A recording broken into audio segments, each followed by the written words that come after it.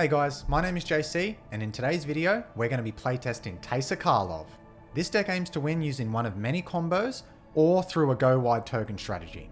If you enjoy how this particular deck plays out, go check out the channel where you can find a deck tech discussing every card choice as well as the overall strategy. But without further ado, let's get to the game.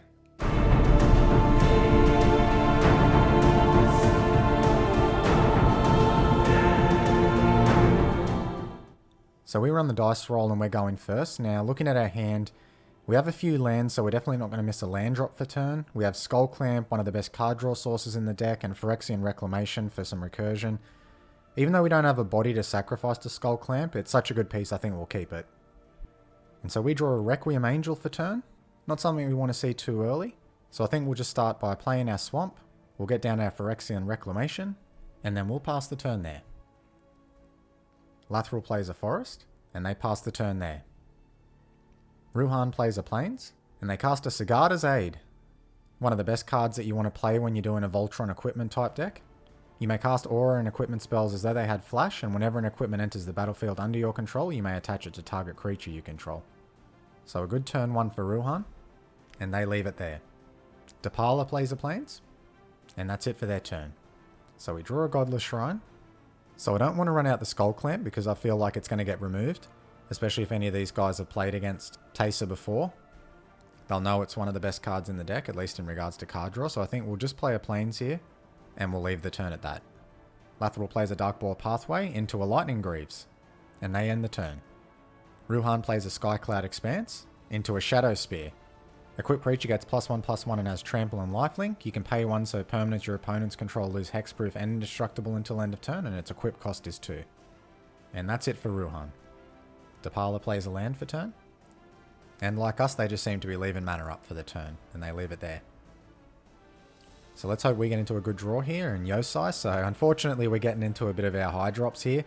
We're not hitting any bodies that we want to be able to sacrifice. So it looks like we're going to be really slow rolling it here. We just got to hope that our other opponents keep the same pace that we do.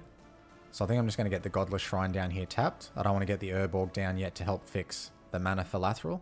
So we won't pay. And then we'll just pass the turn over. And hope that our draws next turn are a little bit better. Lathril plays a Forest. And they cast an Imperial Seal to be able to search their library for a card, shuffle it and put that card on top, and then they lose 2 life. And they just leave the turn there. Ruhan plays a Sea of Clouds, and it looks like they're passing the turn there, leaving mana up. Very likely going to be using Sigarda's Aid to flash some sort of equipment spell into play before their turn when they get Ruhan out. Depala plays a Mountain, and they tap out for Renegade Freighter. Whenever it attacks, it gets +1/+1 and gains Trample until end of turn, and it has Crew 2. And that's it for their turn. So let's hope for a good draw here. And we get a Maliko Rebirth. So good protection and recursion spell, but not something we want to see at the moment.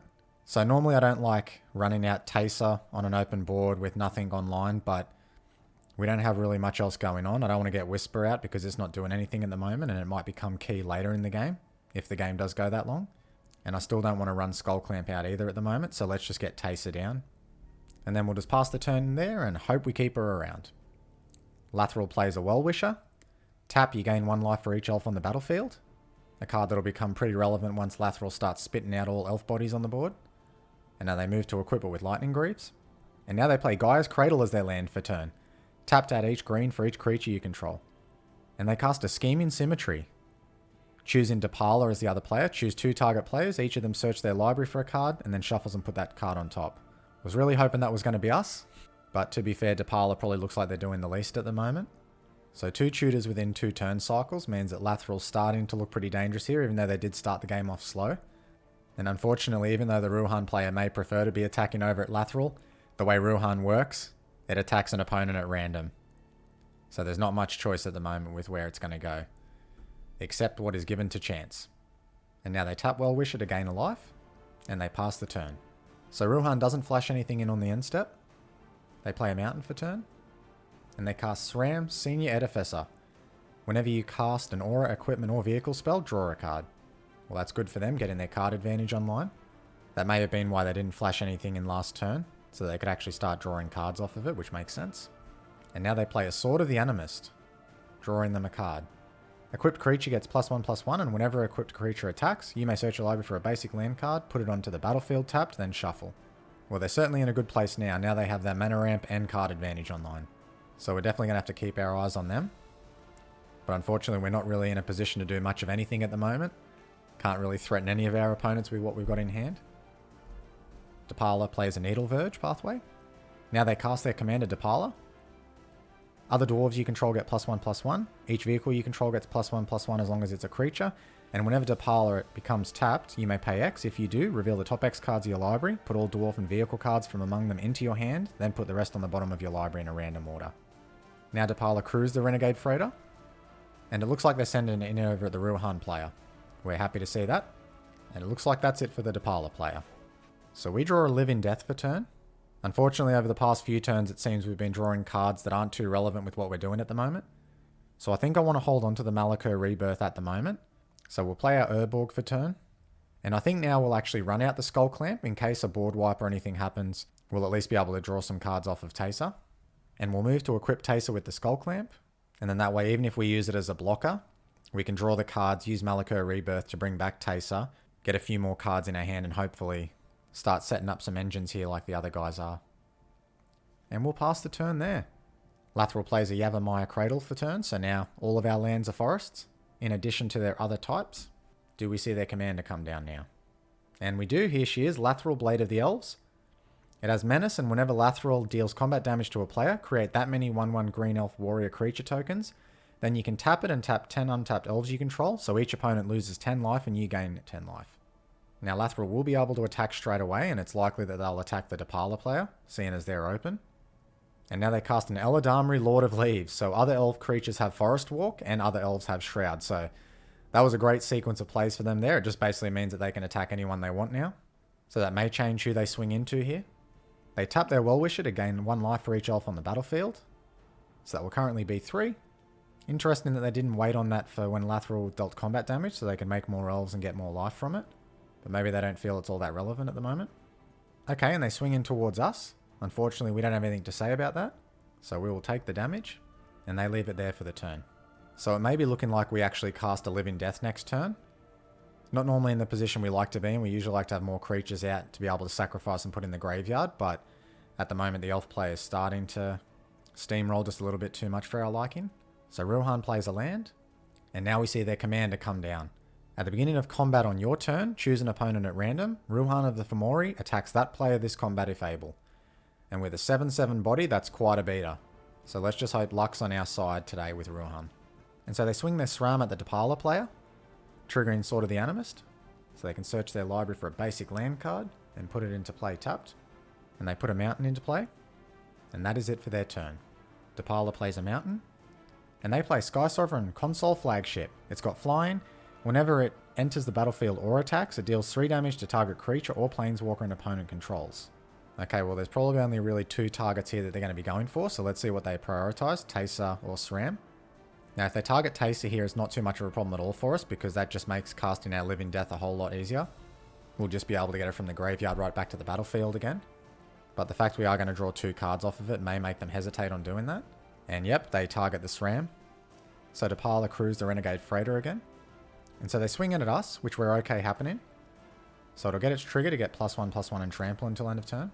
But now that almost guarantees that we're going to cast the Live in Death when we go to our turn. So we'll declare Teysa as a blocker. We'll put her in the graveyard. And now we'll draw 2 cards. And we get a Pawn of Ulamog and a Knight of the White Orchid. Not bad hits at all. A Phyrexian Tower and Verdict Catacombs. Okay, so our hand is quite full now at 9 cards. And that is it for Depala. Alright, so things might be starting to turn around for us here a little bit. So we draw a Plains for turn. So to start, we'll get the Phyrexian Tower down. It's a good land and starts to ramp us a little bit when we get some bodies out. Now there is 1 blue mana up over on the Ruhan player's side. And they do have 4 cards in hand, but I'm hoping that they don't have too much counter magic in the deck, being focused mainly on combat and Voltron. But we've got to do it here. We've got to cast the Live in Death, otherwise that elf player is just going to get out of control. So we'll try our luck. And so it goes through, thankfully. So now things are looking a lot more better on our side. And so we will just pass the turn there. So we started off a bit slow, but fortunately the board wipe has brought us back into the game a little bit. Now we have to discard 1 card. I think we'll get rid of the Plains here. So we slowed the elf player down for a time, but the other players do have enough cards in their hand to start rebuilding pretty quick. And so they cast a Reanimate, targeting Eladamri. So they want to get their protection piece back out. And now they equip Lightning Greaves with it. So it's going to be hard to remove that protection again from it. And now they cast a Door of Destinies. As it enters the battlefield, choose a creature type. Whenever you cast a spell of the chosen type, put a charge counter on it. And creatures you control of the chosen type get +1/+1 for each charge counter on it. So they pass through combat, and they leave the turn there. Ruhan casts a Solemn Simulacrum. So they'll go search their library for a basic land card and put it into play tapped. So far things are looking pretty good for us. If we do get back around to our turn, I think we're going to be in a position to start setting up some good engines here. And so they move to equip the Sword of Animist to SRAM. Now they'll probably go to the Depala player over there. But no, they're actually going towards the Lathril player. Now they play a Boros Garrison for turn. So they have to return a land to their hand. And they leave it there. So Depala just recast their commander here. And now they crew their console flagship. Now fortunately Teysa's out of the range of the 3 damage. So we should be able to keep her around. But that doesn't mean that we're going to get away from the actual damage of the ship itself. But fortunately they send the 3 damage towards SRAM, and they're actually attacking the Ruhan player. So I think we're going to untap relatively unscathed, which is great. And that is it for their turn. So we draw an Elenda the Dusk Rose. That's actually quite a good draw there. Now, what options do we want to do here? We've got quite a few. I don't think we're at a point where we want to get Yosei out just yet, because that time walk on a couple of our opponents isn't as relevant yet. I think what we will do to start is we can ramp using the Knight of the White Orchid, so we'll do that. It'll also be a body that we can sacrifice later on. So we'll go search our library for a Plains card here, and that'll come into play untapped. So we have 5 mana left over, 6 if we sacrifice the Knight of the White Orchid. Now if I get a Lender down here, it's very likely just to be lightning bolted by the console flagship, so I don't think we want to do that just yet. In fact, that's something we're going to have to take into consideration for whatever we put out here. We do have protection for the Malakir Rebirth. So I think what we'll do is we'll wait 1 turn to get a Lender out and start to get that going. I think we're just going to get the Pawn of Ulamog down here. And we'll also move to equip the Skull Clamp onto the Knight of the White Orchid. So that way we can hold up Malakir Rebirth to protect a creature if we need to, and we can also sacrifice it using the Phyrexian Tower. So we'll get the mana to cast it, then we'll also draw the cards off the Knight of the White Orchid and make some 0/1 Eldrazi Scion tokens. So we'll have some ramp for next turn. So overall, pretty happy with that turn. Let's see if we can get back to our next turn with our board untouched. I hope so, because a lot of our engines are pretty much starting to get online now. So let's pass the turn there. So Lathril casts a Masked Vandal, triggering their Door of Destinies. So when it enters the battlefield, they can exile a creature card from their graveyard. If they do, they exile target artifact or enchantment an opponent controls. And they do have a creature in their graveyard, so we'll see if they end up exiling it. And it looks like they do, taking away the Sigada's Aid for the Ruhan player. So even though it didn't do that much this game, we're still pretty happy to see it go. They pass through combat and they leave their turn there. Notably with mana up, but with only 1 card in hand, I'm relatively confident that it's probably not removal. Or anything that we have to worry about. So the Ruhan player has access to quite a lot of mana and a good number of cards in their hand. Now it seems they are thinking here, so they must have some good options in their hand. And they're just assessing the board state to see what might be relevant or what's going to survive. So as far as our plans are concerned, so next turn if we want to, we do actually have the option of looping Yosei. We can cast it for 6 mana, sacrifice it, and then paying 1 and a black and paying 2 life, we can return it to our hand from our graveyard, recasting it the next turn and then doing it over again. And with Teysa out, that essentially keeps 2 of our opponents tapped down, and we also have the ability to tap 5 of their permanents down.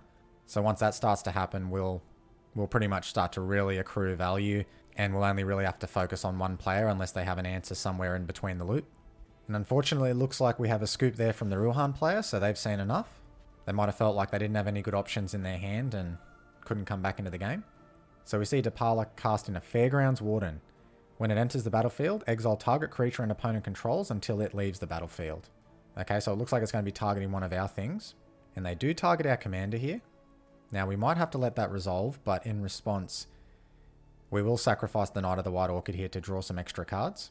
We'll also get a trigger from our Pawn of Ulamog to make some Eldrazi tokens. So in response, they crew their Renegade Freighter. And now they also activate their Depala's activated ability. And now they crew their console flagship. So we'll draw our first 2 cards, a Bloodghast and our Takenuma. And our second 2 cards, a Carrion Feeder and a Junji. Okay, there's some pretty good draws there. And so we'll let that resolve, but we'll put Teysa back into the command zone. And now they move to combat. Now do we see the big vehicles coming in our way? No, they spread it apart. We get the Renegade Freighter, and the console flagship goes towards the Elf player. And so now the trigger deals 3 damage to our Pawn of Ulamog, so unfortunately we lose that there. But we will make a spawn token off of it. We'll take the damage here, and we go down to 29. And it looks like that's it for their turn. So things have changed a little bit for us. We have got a nice full grip of hands, but we're going to have to think out what we're going to do here. Now we've drawn into a Loyal Warhound for turn. So to start, I'd like to get the Bloodgust down, because we can start triggering landfall abilities with that and essentially get use out of our Phyrexian Tower every turn. So we'll cast that. Then we'll sacrifice the Bloodgust. And we'll actually get down our Elender here. We'll play our Takenuma for turn, which will trigger getting our Bloodgust back to the battlefield. Now I want to keep as many of these Eldrazi spawn tokens around so when we get Teysa out next turn, hopefully. So I think to finish up here, we'll just get our Carrion Feeder down. And then we'll leave up our mana to either activate the Phyrexian Reclamation or use our Malako Rebirth. So I think we'll just leave it there. So the Elf player just moves straight to combat. Do they swing in? And they do. They send their Maskwood Vandal towards us and the Eladamri towards the Depala player. So I'm not going to block here because I want to save the Eldrazi spawn tokens to use for mana, and I don't want to lose the Carrion Feeder. And we can't block with the Bloodgust. So we both just take the damage. They play a land for turn. Now we may just see their commander come out here. And it looks like we do. They recast Lathril again, which triggers their Door of Destinies. And as you can see, those elves are getting quite buff. Lathril enters as a 4-5. The Masked Vandal is a 3-5. Eladamri is a 4-4. And they leave the turn there.